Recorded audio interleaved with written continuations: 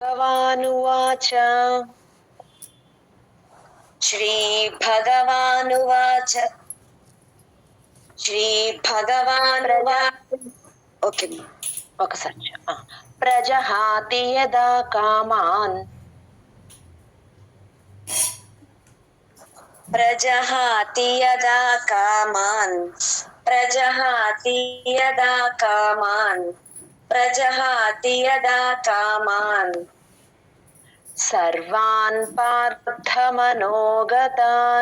పార్థ రా కింద ఠావత్తు మహాప్రాణం థ అండి తత్థాల్లో థ సర్వాన్ పార్థమనోగతాన్ సర్వాన్ పార్థమనోగతాన్ సర్వాన్ పార్థమనోగతాన్ సర్వాన్ పార్థమనోగతాన్ ఆత్మన్యేవాత్మనా తుష్టః ఆత్మన్యేవాత్మనా తుష్టః ఆత్మన్యేవాత్మనా తుష్టః ఆత్మన్యేవాత్మనా తుష్టః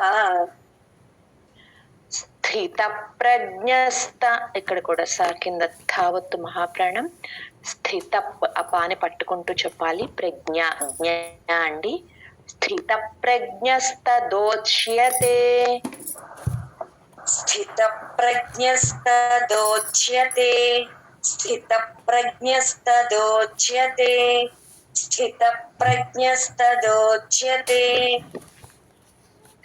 ప్రజహాతి యదా కామాన్ సర్వాన్ పార్థమనోగతాన్ ప్రజహాతి యదా కామాన్ సర్వాన్ పార్థమనోగతాన్ ప్రజహాతి యదా కామాన్ సర్వాన్ పార్థమనోగతాన్ ప్రజహాతి యదా కామాన్ సర్వాన్ పార్థమనోగతాన్ ఆత్మన్యేవాత్మనా తుష్టః స్థిత ప్రజ్ఞస్తదోచ్యతే ఆత్మన్యేవాత్మనా తుష్టః స్థిత ప్రజ్ఞస్తదోచ్యతే ఆత్మన్యేవాత్మనా తుష్టః స్థిత ప్రజ్ఞస్తదోచ్యతే ఆత్మన్యేవాత్మనా తుష్టః స్థిత ప్రజ్ఞస్తదోచ్యతే దుఃఖేష్వనుద్విగ్నమనాః సుఖే సరే సరే ప్రజహాతి యదా కామాన్ సర్వాన్ పార్థమనోగతాన్ ఆత్మన్యేవాత్మనా తుష్టః స్థిత ప్రజ్ఞస్తదోచ్యతే ప్రజహాతి యదా కామాన్ సర్వాన్ పార్థమనోగతాన్ ఆత్మన్యేవాత్మనా తుష్టః స్థిత ప్రజ్ఞస్తదోచ్యతే ప్రజహాతి యదా కామాన్ సర్వాన్ పార్థమనోగతాన్ ఆత్మన్యేవాత్మనా తుష్టః స్థిత ప్రజ్ఞస్తదోచ్యతే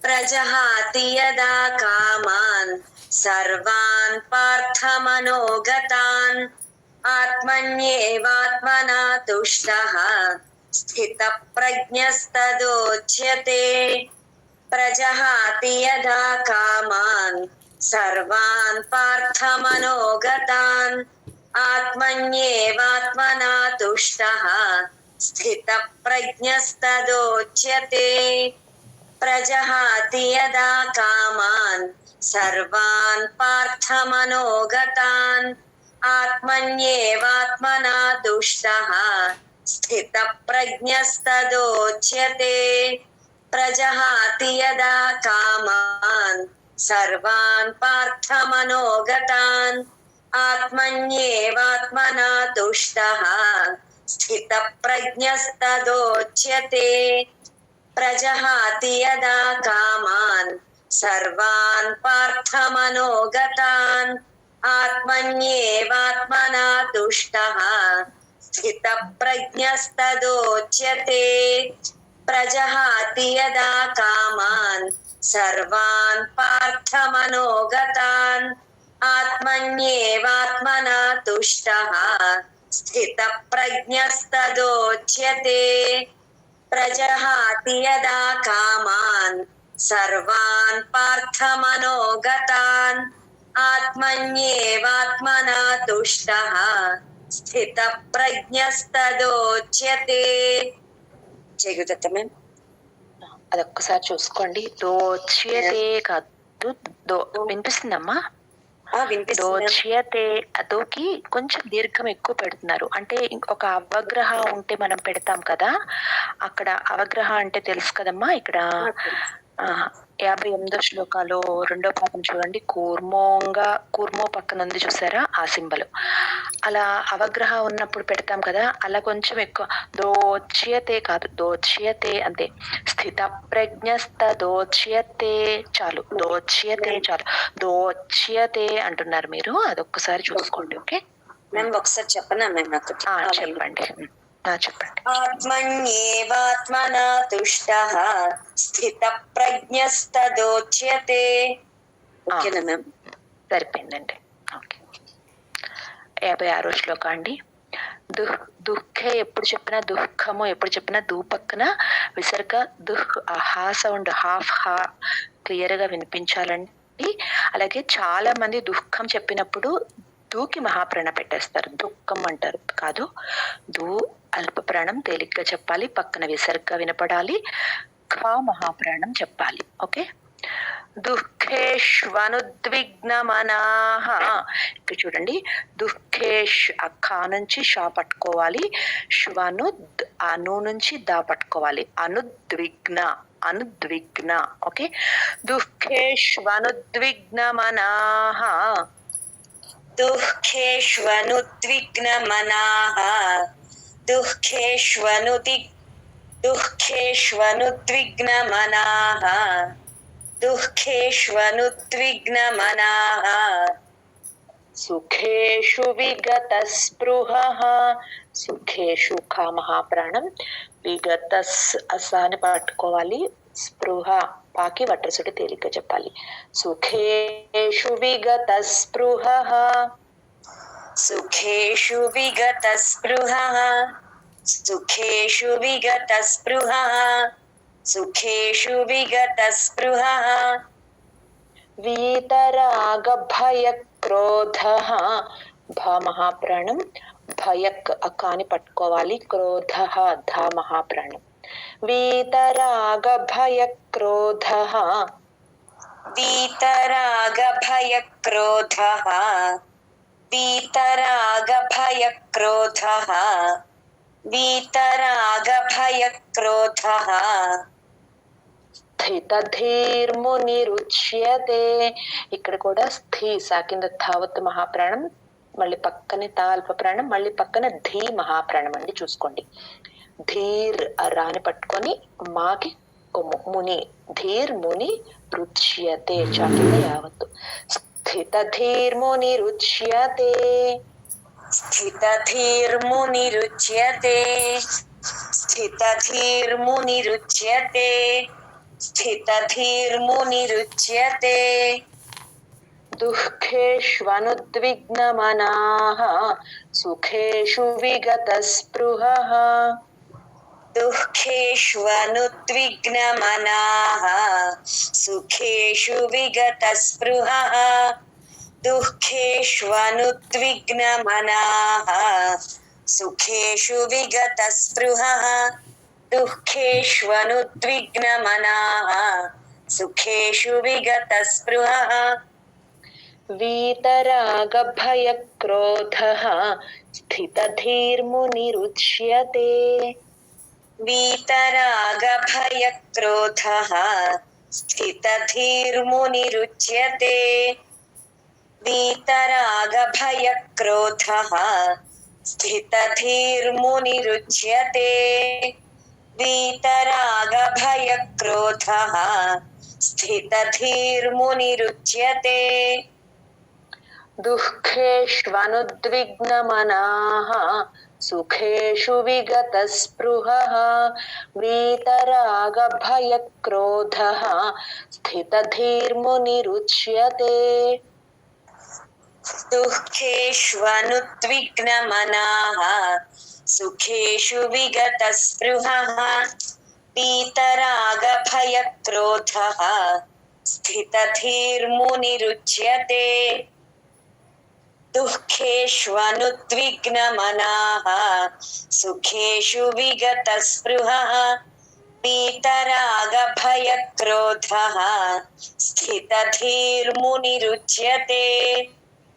దుఃఖేష్వనుద్విగ్నమనాః సుఖేషు విగతస్పృహః పీతరాగభయక్రోధః స్థితధీర్మునిరుచ్యతే. దుఃఖేష్వనుద్విగ్నమనాః సుఖేషు విగతస్పృహః వీతరాగభయక్రోధః స్థితధీర్మునిరుచ్యతే. దుఃఖేష్వనుద్విగ్నమనాః సుఖేషు విగతస్పృహః వీతరాగభయక్రోధః స్థితధీర్మునిరుచ్యతే. దుఃఖేష్వనుద్విగ్నమనాః సుఖేషు విగతస్పృహః వీతరాగభయక్రోధః స్థితధీర్మునిరుచ్యతే. దుఃఖేష్వనుద్విగ్నమనాః సుఖేషు విగతస్పృహః వీతరాగభయక్రోధః స్థితధీర్మునిరుచ్యతే. దుఃఖేష్వనుద్విగ్నమనాః సుఖేషు విగతస్పృహః వీతరాగభయక్రోధః స్థితధీర్మునిరుచ్యతే. జయ గురుదత్త మ్యామ్. జయ గురుదత్త అండి. 57వ శ్లోకం అండి. ఎస్ సార్, అక్కడ సా కింద సావొత్తండి. ఎస్ సార్, మీరు అందరూ ఇదే స్క్రిప్ట్ ఫాలో అవుతున్నారు అనుకుంటున్నాను. సా కింద సావత్తు, లేదంటే యా పక్కన విసర్గ ఉంటుంది, పక్కన సర్వత్రా ఉంటుంది. ఆ విసర్గ సా ముందు విసర్గ కాబట్టి సా కింద సాలాగా చెప్పాలి. ఎస్ సర్వత్రానభిస్నేహః. ఎస్ సర్వత్రా నభి, భీ మహాప్రాణం, ఆ భీ నుంచి సాని పట్టుకోండి. యస్ సర్వత్రానభిస్నేహః. యస్ సర్వత్రానభిస్నేహః. యస్ సర్వత్రానభిస్నేహః. యస్ సర్వత్రానభిస్నేహః. తత్తత్ప్రాప్య శుభాశుభం. శుభాశుభం రెండు రకాలు మహాప్రాణాలు. తత్తత్ప్రాప్య శుభాశుభం. తత్తత్ప్రాప్య శుభాశుభం. తత్తత్ప్రాప్య శుభాశుభం. తత్తత్ప్రాప్య శుభాశుభం. నాభినందతి నద్వేష్టి. నాభి, భి మహాప్రాణం, నాభినందతి. నద్, నా నుంచి దాన్ని పట్టుకోవాలండి. దా కింద వావత్తు సంయుక్తాక్షరం కాబట్టి నాభినందతి నద్వేష్టి. నాభినందతి నద్వేష్టి. నాభినందతి నద్వేష్టి. నాభినందతి నద్వేష్టి. తస్య ప్రజ్ఞ, తస్య యావత్తు నుంచి మళ్ళీ పా పట్టుకోవాలి. అలాగే ప్రజ్ఞా ప్రతిష్ఠ, మళ్ళీ జ్ఞా నుంచి పా పట్టుకోవాలి. ప్రతిష్ఠిత ఆశా కింద ఠావత్తు మహాప్రాణం. తస్య ప్రజ్ఞా ప్రతిష్ఠిత. తస్య ప్రజ్ఞా ప్రతిష్ఠిత. తస్య ప్రజ్ఞా ప్రతిష్ఠిత. తస్య ప్రజ్ఞా ప్రతిష్ఠిత. యస్ సర్వత్రానభిస్నేహః. తత్తత్ప్రాప్య శుభాశుభం. యస్ సర్వత్రానభిస్నేహః. తత్తత్ప్రాప్య శుభాశుభం. యస్ సర్వత్రానభిస్నేహః. తత్తత్ప్రాప్య శుభాశుభం. యస్ సర్వత్రానభిస్నేహః. తత్తత్ప్రాప్య శుభాశుభం. నాభినందతి నద్వేష్టి. తస్య ప్రజ్ఞా ప్రతిష్ఠిత. నాభినందతి నద్వేష్టి. తస్య ప్రజ్ఞా ప్రతిష్ఠిత. నాభినందతి నద్వేష్టి. తస్య ప్రజ్ఞా ప్రతిష్ఠిత. नाभिनन्दति न द्वेष्टि तस्य प्रज्ञा प्रतिष्ठिता. నద్వేష్టి మళ్ళీ ఒకసారి చెప్పు. ఓకే మ్యామ్, మరొకసారి చెప్తాం మ్యామ్. నాభినందతి న ద్వేష్టి తస్య ప్రజ్ఞా మ్యామ్ దా మ్యామ్ చెప్పండి మ్యామ్. దా తేలిపోతోందండి. నద్వేష్టి నద్వేష్టి. Okay ma'am. నాభినందతి న ద్వేష్టి ఆ, తస్య ప్రజ్ఞా ప్రతిష్ఠిత. యః సర్వత్రానభిస్నేహః తత్తత్ప్రాప్య శుభాశుభం నాభినందతి నద్వేష్టి తస్య ప్రజ్ఞా ప్రతిష్ఠితా. యః సర్వత్రానభిస్నేహః తత్తత్ప్రాప్య శుభాశుభం నాభినందతి న ద్వేష్టి తస్య ప్రజ్ఞా ప్రతిష్ఠితా. యః సర్వత్రానభిస్నేహః తత్తత్ప్రాప్య శుభాశుభం నాభినందతి న ద్వేష్టి తస్య ప్రజ్ఞా ప్రతిష్ఠితా. యః సర్వత్రానభిస్నేహః తత్తత్ప్రాప్య శుభాశుభం నాభినందతి న ద్వేష్టి తస్య ప్రజ్ఞా ప్రతిష్ఠితా. యః సర్వత్రానభిస్నేహః తత్తత్ప్రాప్య శుభాశుభం నాభినందతి న ద్వేష్టి తస్య ప్రజ్ఞా ప్రతిష్ఠితా. యః సర్వత్రానభిస్నేహః తత్తత్ప్రాప్య శుభాశుభం నాభినందతి న ద్వేష్టి తస్య ప్రజ్ఞా ప్రతిష్ఠితా.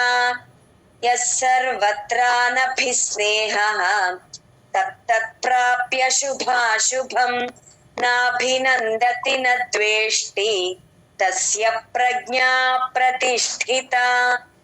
యః సర్వత్రానభిస్నేహః తత్తత్ప్రాప్య శుభాశుభం నాభినందతి న ద్వేష్టి తస్య ప్రజ్ఞా ప్రతిష్ఠితా. యః సర్వత్రానభిస్నేహః తత్తత్ప్రాప్య శుభాశుభం నాభినందతి న ద్వేష్టి తస్య ప్రజ్ఞా ప్రతిష్ఠితా. జై గురుదత్త మ్యామ్. జై గురుదత్త అండి. యదా సంహరతే చాయం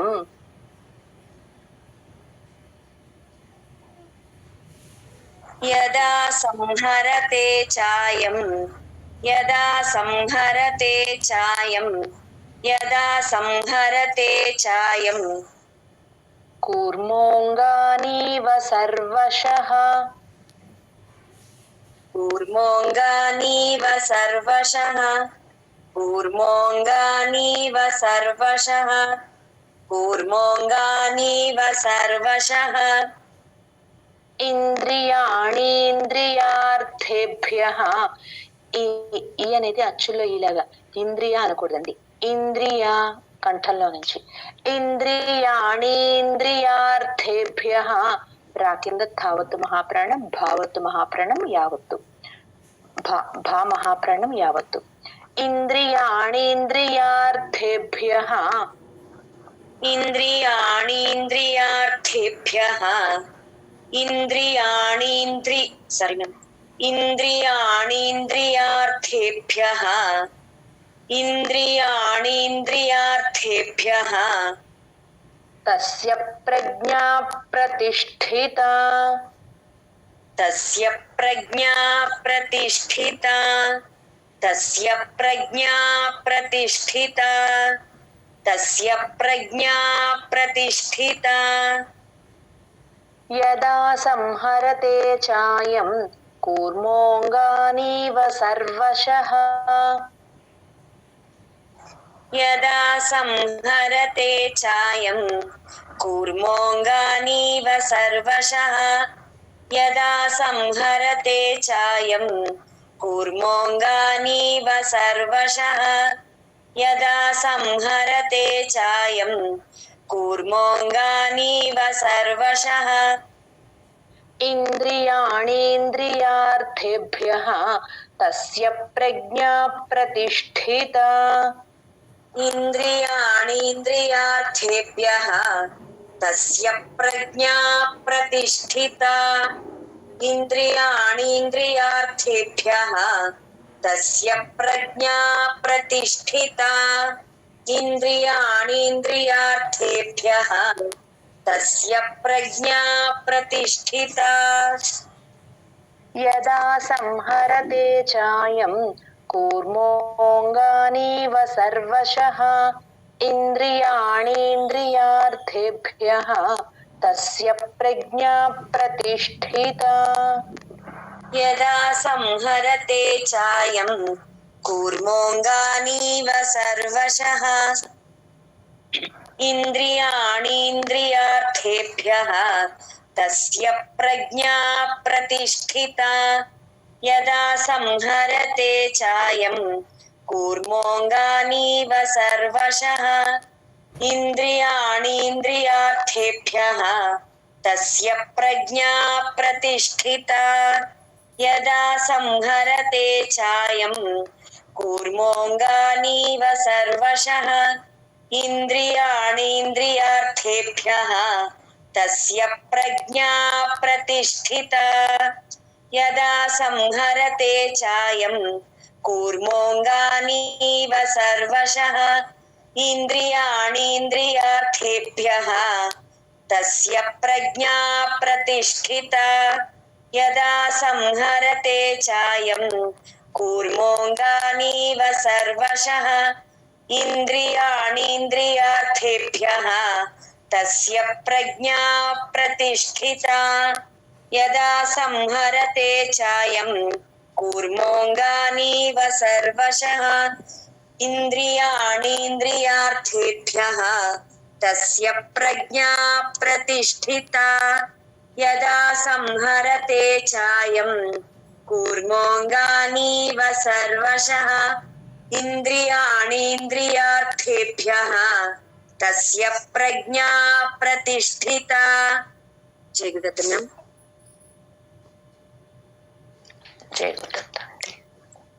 మెమరైజ్ చేసే వాళ్ళు చూసుకోండి అమ్మా. ఇక్కడ తస్య ప్రజ్ఞా ప్రతిష్ఠితాలు వరుసగా 4 శ్లోకాలకు వస్తాయి. మనం నెక్స్ట్ శ్లోక ఏం చెప్తున్నామా అనేది జాగ్రత్తగా చూసుకుంటూ మెమరైజ్ చేసుకోండి. ఓకే, 59వ శ్లోక. విషయా వినివర్తంతే విషయా వినివర్తంతే విషయా వినివర్తంతే విషయా వినివర్తంతే నిరాహారస్య దేహినః నిరాహారస్య దేహినః నిరాహారస్య దేహినః నిరాహారస్య దేహినః రసవర్జం రసోప్యస్య. పాకి యావత్తు సాకి యావత్తు క్లియర్ గా వినపడాలండి. రసవర్జం రసోప్యస్య రసవర్జం రసోప్యస్య రసవర్జం రసోప్యస్య రసవర్జం రసోప్యస్య పరం దృష్ట్వా నివర్తతే పరం దృష్ట్వా నివర్తతే పరం దృష్ట్వా నివర్తతే పరం దృష్ట్వా నివర్తతే విషయా వినివర్తంతే నిరాహారస్య దేహినః విషయా వినివర్తంతే నిరాహారస్య దేహినః విషయా వినివర్తంతే నిరాహారస్య దేహినః విషయా వినివర్తంతే నిరాహారస్య దేహినః రసవర్జం రసోప్యస్య పరం దృష్ట్వా నివర్తతే రసవర్జం రసోప్యస్య పరం దృష్ట్వా నివర్తతే రసవర్జం రసోప్యస్య పరం దృష్ట్వా నివర్తతే రసవర్జం రసోప్యస్య పరం దృష్ట్వా నివర్తతే విషయా వినివర్తంతే నిరాహారస్య దేహినః రసవర్జ్యం రసోప్యస్య పరం దృష్ట్వా నివర్తతే. విషయా వినివర్తంతే నిరాహారస్య దేహినః రసవర్జ్యం రసోప్యస్య పరం దృష్ట్వా నివర్తతే. విషయా వినివర్తంతే నిరాహారస్య దేహినః రసవర్జ్యం రసోప్యస్య పరం దృష్ట్వా నివర్తతే. విషయా వినివర్తంతే నిరాహారస్య దేహినః రసవర్జ్యం రసోప్యస్య పరం దృష్ట్వా నివర్తతే. విషయా వినివర్తంతే నిరాహారస్య దేహినః రసవర్జ్యం రసోప్యస్య పరం దృష్ట్వా నివర్తతే. విషయా వినివర్తంతే నిరాహారస్య దేహినః రసవర్జ్యం రసోప్యస్య పరం దృష్ట్వా నివర్తతే. విషయా వినివర్తంతే నిరాహారస్య దేహినః రసవర్జ్యం రసోప్యస్య పరం దృష్ట్వా నివర్తతే. విషయా వినివర్తంతే నిరాహారస్య దేహినః రసవర్జ్యం రసోప్యస్య పరం దృష్ట్వా నివర్తతే. చేకుదత్త అండి. 60వ శ్లోక. యతతో హ్యపి, ఆ తో నుంచి హా పట్టుకోవాలండి, తో అట్లా చెప్పాలి. యతతో happy Kaunteya, యతతో happy Kaunteya యతతో happy Kaunteya యతతో happy Kaunteya పురుషస్య విపశ్చితః, విపశ్చ కింద రావద్దు, పురుషస్య విపశ్చితః, పురుషస్య విపశ్చితః పురుషస్య విపశ్చితః పురుషస్య విపశ్చితః. ఇంద్రియాణి, ఇక్కడ కూడా ఈ అండి అచ్చుల్లో ఇది. ఇంద్రియాణి అనే నుంచి పా పట్టుకున్నట్లు చెప్పాలి. ప్రమాథీని, పా కింద రావద్దు సంయుక్తాక్షరం. ప్రమాథీని అండి, తత్తాల్లో థ పొట్టలో చుక్కుంది, ధీని అనేస్తారు చాలా మంది, ధీ కాదు ధీ. ఇంద్రియాణి ప్రమాథీని, ఇంద్రియాణి ప్రమాథీని ఇంద్రియాణి ప్రమాథీని ఇంద్రియాణి ప్రమాథీని. హరంతి ప్రసభం, ఇక్కడ కూడా హరంతి నుంచి పా పట్టుకోవాలి. ప్రసభం భ మహాప్రాణం. హరంతి ప్రసభం మనః, హరంతి ప్రసభం మనః హరంతి ప్రసభం మనః హరంతి ప్రసభం మనః. యతతో happy Kaunteya పురుషస్య విపశ్చితః, యతతో happy Kaunteya పురుషస్య విపశ్చితః యతతో happy Kaunteya పురుషస్య విపశ్చితః యతతో happy Kaunteya పురుషస్య విపశ్చితః.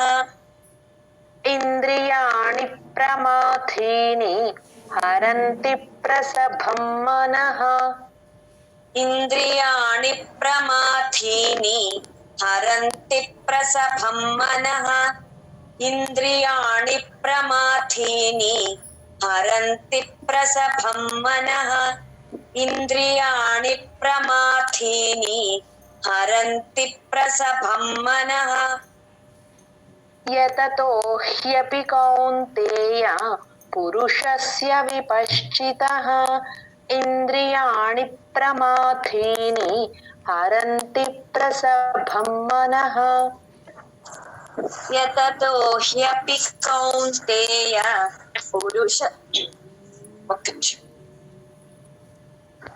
యతతో happy Kaunteya పురుషస్య విపశ్చితః इन्द्रियाणि प्रमाथीनि हरन्ति प्रसभं मनः यततो ह्यपि कौन्तेय पुरुषस्य विपश्चितः इन्द्रियाणि प्रमाथीनि हरन्ति प्रसभं मनः यततो ह्यपि कौन्तेय पुरुषस्य विपश्चितः इन्द्रियाणि प्रमाथीनि हरन्ति प्रसभं मनः यततो ह्यपि कौन्तेय पुरुषस्य विपश्चितः इन्द्रियाणि प्रमाथीनि हरन्ति प्रसभं मनः यततो ह्यपि कौन्तेय पुरुषस्य विपश्चितः इन्द्रियाणि प्रमाथीनि हरन्ति प्रसभं मनः यततो ह्यपि कौन्तेय पुरुषस्य विपश्चितः इन्द्रियाणि प्रमाथीनि हरन्ति प्रसभं मनः यततो ह्यपि कौन्तेय पुरुषस्य विपश्चितः इन्द्रियाणि प्रमाथीनि हरन्ति प्रसभं मनः यततो ह्यपि कौन्तेय पुरुषस्य विपश्चितः इन्द्रियाणि प्रमाथीनि हरन्ति प्रसभं मनः చేకుదత్తమే చేకుదత్త అండి 61వ శ్లోక తాని సర్వాణి సంయమ్య సంయమ్య అండి నాజిల్ సౌండ్ చెప్తాం కదా సంయమి చెప్పే ఉంటారు అలా చెప్పాలి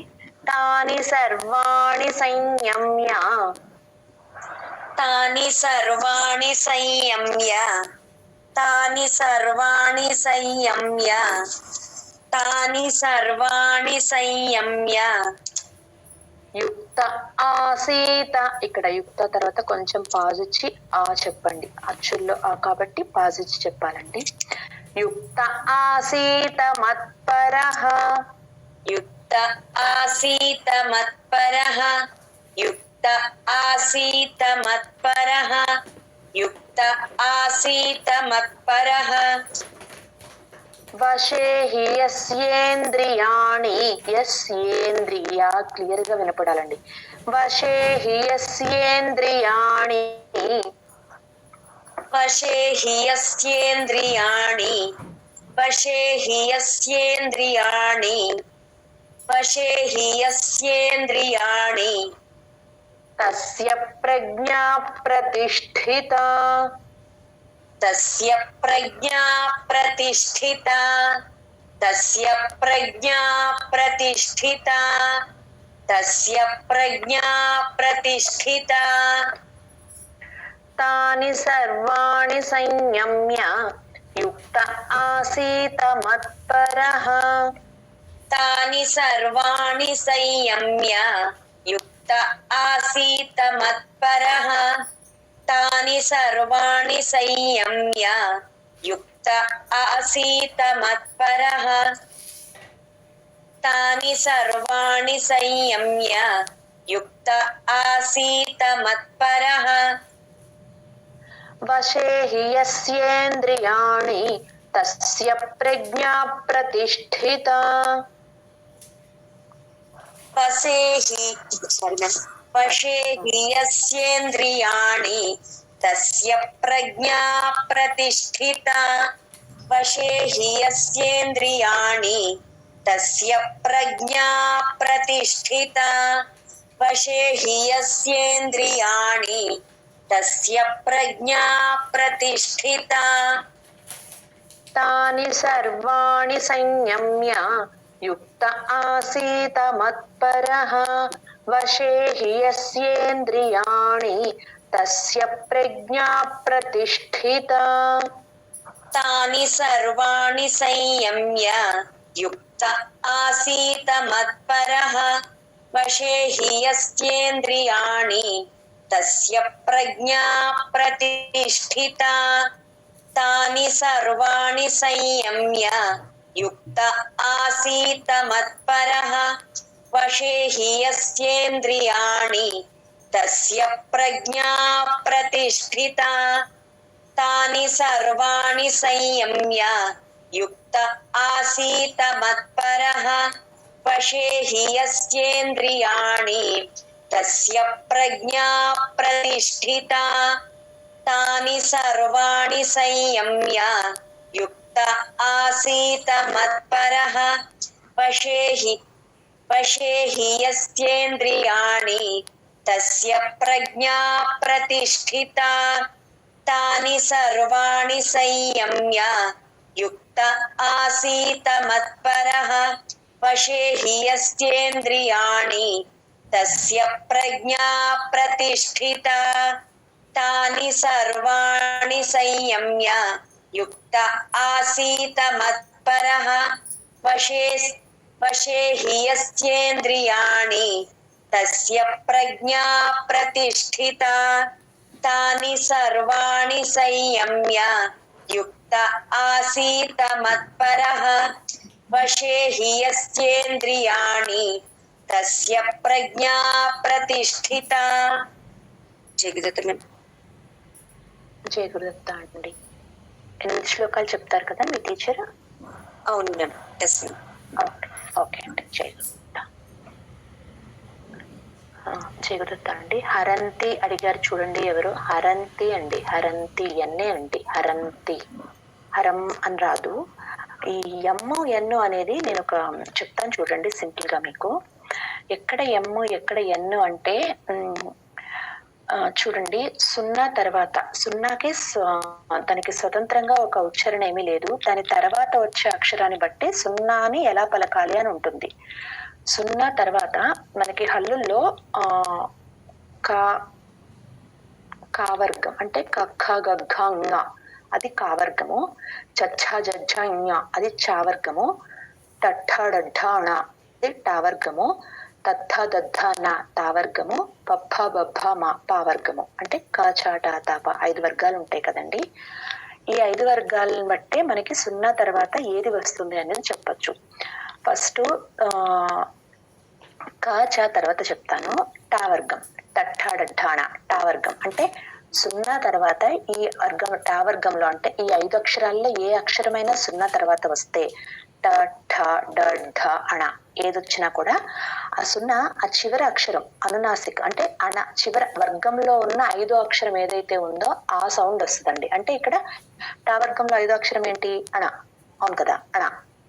అణ అండి, అణ అనాలి. అంతేగాని నా కాదు. నాకి తేడా అణ అంటే ఆ ఉండదు యాక్చువల్లీ. నా నా నా నా అది నా ఆ సౌండ్ రావాలి. ఫర్ ఎగ్జాంపుల్ చూడండి, పాండవ పా పక్కన సున్నా తర్వాత డా వచ్చింది. డా వర్గంలో ఉంది డా.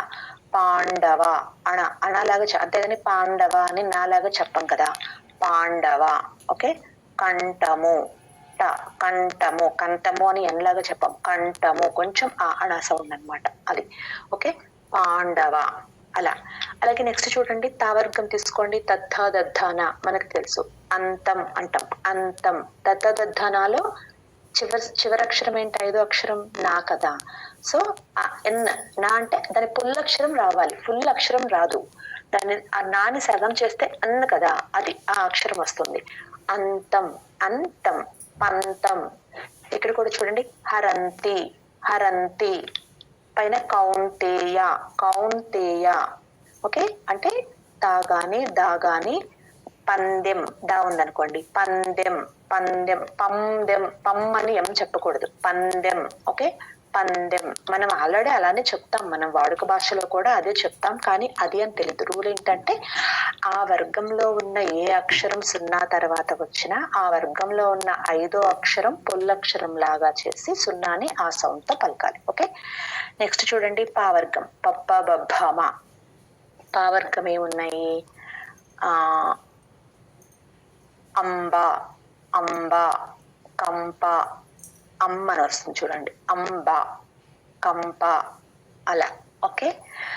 సో ఈ రూలు పర్టికులర్ గా ఒక పదం లోపల అంటే కౌంతేయ ఒకటే పదం, హరంతి ఒకటే పదం. ఓకే.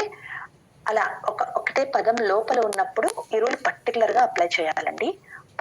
పదానికి మధ్యలో సున్నా వచ్చినప్పుడు పర్వాలేదు, అక్కడ మీకు టీచర్ చెప్తారు ఎక్కడ పలకాలి ఎక్కడ పలకొద్దు అనేసి. ఓకే, కథం నజ్ఞేయం, కథం నా వేరు కానీ కథం నా కింద నా ఒత్తులాగా పలకమని చెప్తారు కదా. కథం నజ్ఞేయం అస్మాభిః, లైక్ దట్.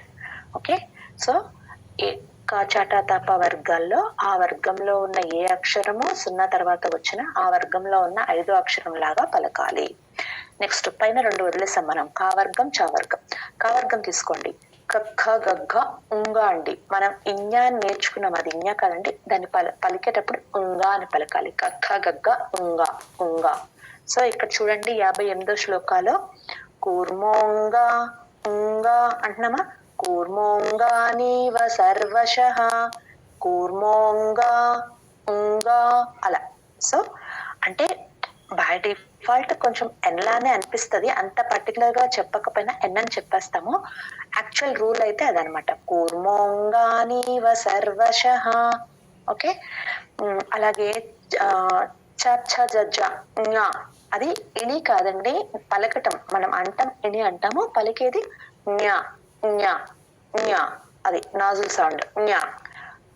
ఓకే, అంటే పంచమి చూడండి చా వచ్చింది, పంచమి అది కొంచెం నాజుల్ సౌండ్, మనకి అనిపించడానికి ఎన్లాగానే పంచమి లాగా అనిపిస్తుంది, మరి పంచమి అని ఎన్లాగా కాకుండా పంచమి పంచమి, అది కొంచెం నాజుల్ సౌండ్. ఆ 2 పెద్దగా మీరు అంత పర్టికులర్ గా చూసుకోవక్కర్లేదు, మీకు అది వాడుక భాషలో వచ్చేస్తుంది. మిగతావి ఏవైతే ఉన్నాయో అక్కడ చూసుకోండి, క వర్గం టా వర్గం పా వర్గం, 5వ అక్షరం ఏదైతే ఉందో అది వస్తుంది. అది ఒక పదం లోపల ఉన్నప్పుడు మాత్రం పర్టికులర్ గా డెఫినెట్ గా అప్లై చేయాలండి, కంపల్సరీ, అది రూలు. పదానికి మధ్యలో వచ్చినప్పుడు చాలా చోట్ల ఏంటంటే ఎం పెడితేనే కొన్ని చోట్ల బాగుంటుంది, అది పలికే విధానంలో చూసుకోవాలి మనం. మరి అన్ని చోట్ల ఎన్ పెట్టేస్తే యోగంతం కాకుండా యోగంతం. ఇప్పుడు యోగం తం విద్ధి పాండవ, యోగం తం విద్ధి పాండవ, అక్కడ తా వచ్చింది కదా అని యోగంతం అని అంటే పెట్టచ్చు, రూల్ తప్పేం కాదు, కాకపోతే కొంచెం పలకడానికి కూడా అందంగా ఉండాలి కదా, యోగంతం విద్ధి పాండవ అలా. ఓకే, అది పదానికి వేరే స్పేస్ వచ్చినప్పుడు పర్వాలేదండి, ఏది పెట్టినా తప్పేం కాదు, దాని మీనింగ్ ఏం మారిపోదు. ఓకే, ఇలా ఒక పదంలో వచ్చినప్పుడు మాత్రం చూసుకోండి. అది అర్థమైందని అనుకుంటున్నాను. చెబుతుందా? థ్యాంక్ యూ మ్యామ్, అర్థమైంది మ్యామ్, చాలా బాగా చెప్పారు.